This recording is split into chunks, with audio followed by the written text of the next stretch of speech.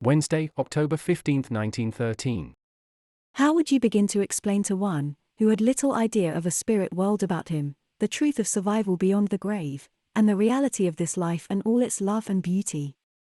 First, you would probably endeavor to bring home to him the fact of his present actual existence as an immortal being. And then, when he had really grasped the significance of that, as it affects his future, he would perhaps be open to a few words of description as to that life which he will find himself possessed of, and in touch with, when he puts aside the veil and emerges into the greater light of the beyond. So we feel that if men could but understand that the life they now live is life indeed, and not merely an ephemeral existence, they would then be more inclined to count worthy of consideration the words of those who have proved for themselves both the reality of this persistence of life and individuality, and also the blessedness of the lot awaiting those who on earth are able to strive and to prevail. Now, it is no small matter that men should so live their lives on earth that when they step over the threshold into the larger, freer sphere they should take up and continue their service in the kingdom without a more or less protracted hiatus in their progress. We have seen the effect of the career of so many, as it is viewed in extension into this land, that we feel we cannot too much emphasize the importance of preparation and self-training while opportunity offers. For so many do put off the serious consideration of this, with the idea of starting afresh here, and when they come over they find that they had very little realized what that starting afresh really implied. Who is this writing? Still your mother and her friends. Astriel is not here tonight, but will be with us on another occasion.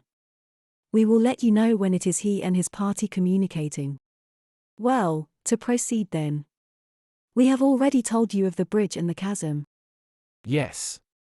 But what of your further experience in Arnold's domain, and of your return to your own proper sphere? Have you nothing more to tell me of that episode? No more than that we learned much, made many friends, saw a great deal more than we here set down, and shall visit the place again soon. Now let us get on to what we wish to say, and which will perhaps be as useful as if we were to continue our description of the colony in that other region. The chasm and the bridge bring back your mind to what we told you of them.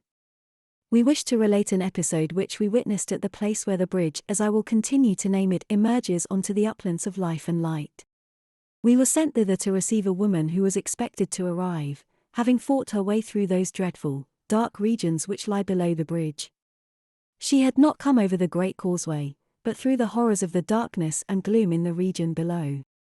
With us went a strong angel from a sphere above us, who was specially commissioned for the task. This was one of the sister angels who organize our homes where the rescued are taken. Can you give me her name? Byrne. No, we cannot get it through. Leave it, and we may be able to do so as we proceed.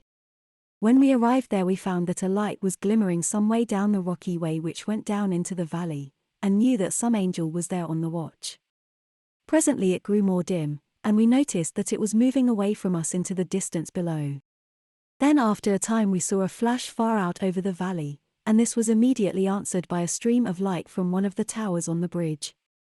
It was not unlike what you know as a searchlight, and indeed answered a purpose somewhat similar. It shot out downward into the gloom and remained steady. Then Bea, our angel sister, told us to abide where we were for a time, and she went quickly through the air to the tower top. Then we lost her in the light, but one of my companions said she thought she saw her speeding along the ray of light which slanted downwards towards the depths. I did not, but afterwards we found that she had seen correctly.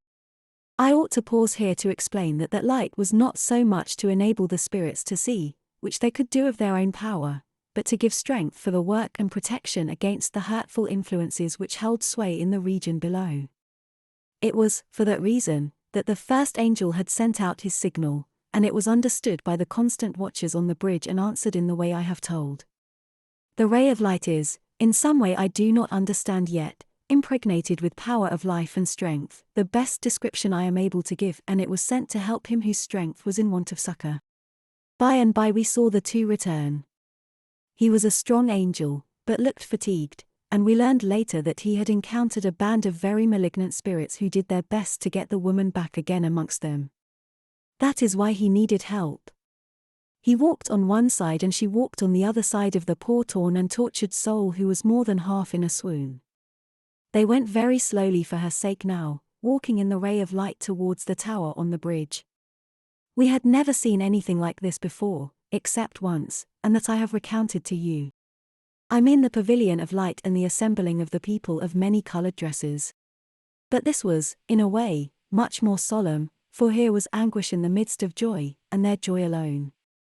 They reached the bridge, and the rescued one was taken into one of the houses and tended, and there remained until she had sufficiently recovered to be handed over to our care. Now, there are several points in this narrative which held new knowledge for us, and some which confirmed what had been mere surmises up to the time of that experience. Some of these I will name. It is a mistake to think that angels, even of such a state as those two who went and rescued that poor woman, are unable to suffer. They do suffer, and that frequently. And it is possible for the malicious ones to hurt them when they venture into their regions. Theoretically, I cannot see why the evil ones should not now and then prevail so as to get them into their power. So well, however, are the powers of light and good organized, and so watchful, that I have not heard that this catastrophe has ever been known actually to happen. But their fight is a real fight, and fatiguing also. That is the second point. Even these high angels can become fatigued. But neither their suffering nor their fatigue do they mind. It may sound a paradox, but it is nevertheless true, that it is a joy to them to suffer so when some poor struggling soul is to be helped. Also that light ray, or perhaps I should say ray of power and vitality, was so strong that, had they not protected the woman by surrounding her with a certain negative influence, it would have harmed her, because it would have been too great a shock to one so unprepared as she. Another point is this.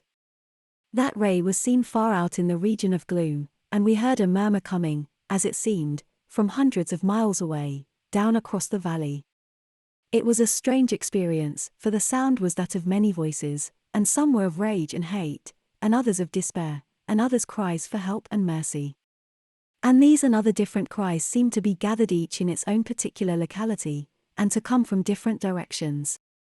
We could understand but little, but afterwards, while we waited for the rescued one, we asked Beanix, I am afraid I cannot do better than that, so it will have to stand.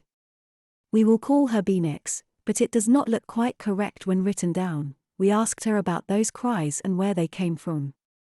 She said she did not know, but that there was provision for their registration, both collectively and individually, for their analysis, and that they would be scientifically treated in this science of love, and that then help would be sent out according to the merit of those who cried, and also in such form as would best be of service.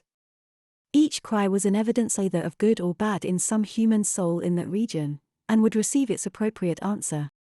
When the woman was handed over to us, we first let her rest and surrounded her with a quiet, restful influence, and then, when she was strong enough, led her away to a home where she is being cared for and tended.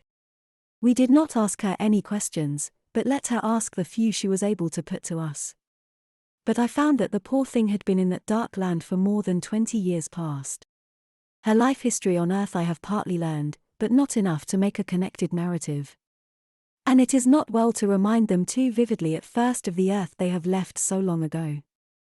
They usually have to work back from the present through their experience in the spirit life, in order to understand it and the relation of the whole, cause and effect, sowing and reaping all explained. That must serve for this time. Goodbye, dear, and God's blessing and our prayers shall be with, and for, you. May He keep you in His peace. Amen.